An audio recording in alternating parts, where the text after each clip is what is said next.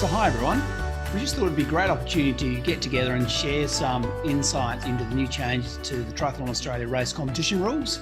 And to help me do that, we've got two people on the line. We've got Dave Williams, who is the sanctioning officer and technical person in New South Wales. Hi, Dave. G'day, Michael. Glad to be here. And we've also got Kathy Hoare, who pretty much in the same role in Triathlon WA. How you going, Kathy? Yeah, great. Thanks for inviting me, Michael. And hi, Dave. Yeah, you're looking like you should be dressed how I am in Melbourne. You know, it's a little bit sort of cold here today, so obviously it's a bit cold there in the office there in Perth. It's very stormy today. Yeah, we're expecting a thunderstorm, so it's not your typical Perth weather. Yeah. So thanks. We'll get straight into it anyway. This year there's only been a couple of changes to the race competition rules. We just want to sort of highlight those quickly for you in this short video. So I suppose firstly, one of the changes there is in terms of swimsuits and what you can and can't wear, and how that's what we want to do is give some insight into why these rules and changes have come about. So Dave, can you just tell us about those changes in terms under the swim section there to the swimsuits? Yeah, thanks, Michael. Up until this year's rules amendment, we had a number of different references to either swim skins or race suit or swim gear. And what the changes have done, they've consolidated all those references. So it's much more simpler for the competitors and the officials to understand what's legal and what's illegal. Essentially, we now have a definition of a race suit, which includes swim skins. And that definition pretty much has 2 dot points. Swimwear may cover all of the body except the hands and the feet. Previously, there was some confusion as to whether you had to cover your forearms or your calves. Now, swimwear may cover all of the body except the hands and the feet. And secondly, in the run leg in particular, the use of a Kathy Freeman style hood is now entirely permitted. Previously, you're required to get permission from the technical delegate to wear a hood, and that was under the auspices of religious reasons. That's now not even considered. You can just run up and wear a hood. And that's about the extent of the changes on the race suit. Great. Thanks, Dave. Yeah, I mean, that sort of makes it fairly clear, and I think it just simplifies that section of the rules. The other change we've made is in terms of, which is becoming more relevant now, is the draft legal racing. And in draft legal, we're talking draft legal for age groupers. So, Kathy, I know we made a change there in terms of being able to which side you could pass on and incurring a penalty. Can you just explain that rule and how it's going to work?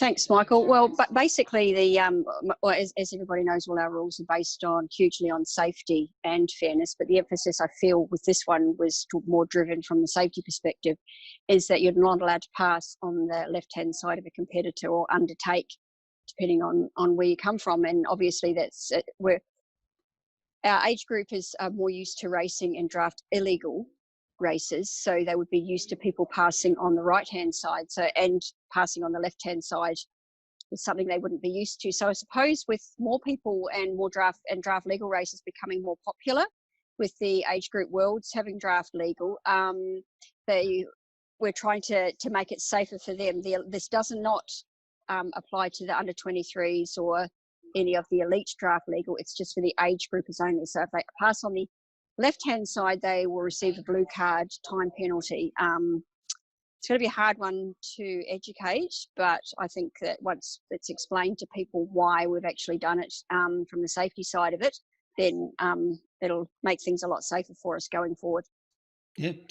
Yeah, certainly. I think it will. I mean, that's the key thing there is obviously the safety. So, Dave, one of the things we sometimes see is we get a bit of abusive behaviour. It's not necessarily from athletes, it's from other people.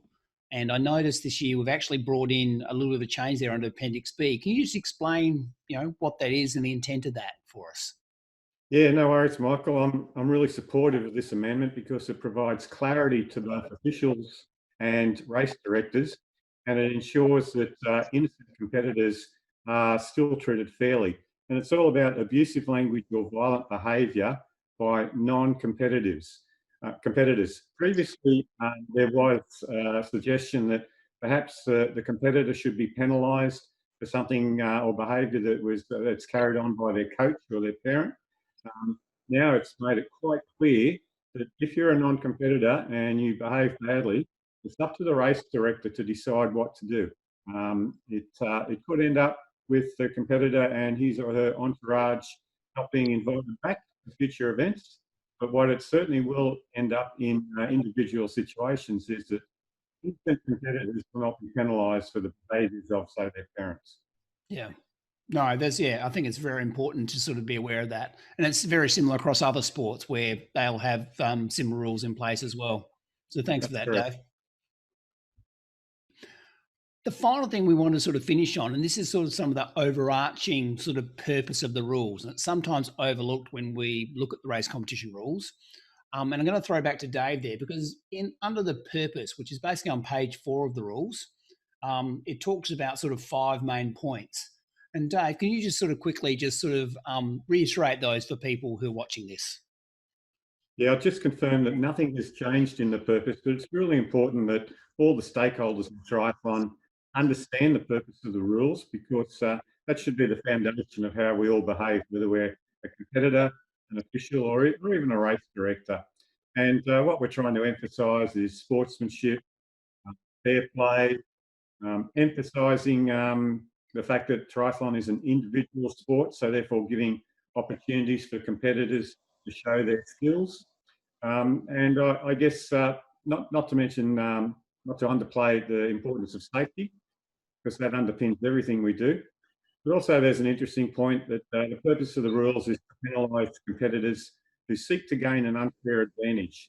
And that really guides officials on how they interpret the rules when they see certain behaviours out in the sport. Yeah, and I think you're right. That point D is probably one of the key ones there, is where always when we're looking to apply the rules, we're looking to penalise people who seek to gain that unfair advantage. We often talk... Yeah, that's correct. So we're looking for intent. If we're comfortable as officials that athletes have an intent to gain an unfair advantage or be in an illegal position, then that's when enforcement comes into it. Yeah, for sure. And would you agree with that, Kathy? That intent is a really key part of what we do? 100% agree with it, 100%. I also think that going on the next page, which I always tell any new officials, page 5, and following on to the top of page 6, is that nearly everything that we do fits into that. If it fits into that sort of those categories, from where we go to A to N, if it fits into there, then that's it. But as I say, it does. It's go back to D, penalise competitors who seek to gain advantage is probably the most important thing. You just sit there and think, did they gain an advantage out of it? If not, then... Yeah. So we always like to, I think, come back to those, because if you're ever not sure, that section there will often sort of, it'll be a bit like a get out of jail free card at times. Yeah, different situations. The general conduct one is I've used before, especially if we're writing up violation reports, especially, practice good sports conduct and things. They cover sort of a multitude of possible things that could happen on the field of play. Or D, another one, obeying instructions from event officials, is another one that I've used before as well too. So I think between those pages, the 3 pages, it pretty well covers why we do what we do. Yeah, thank you.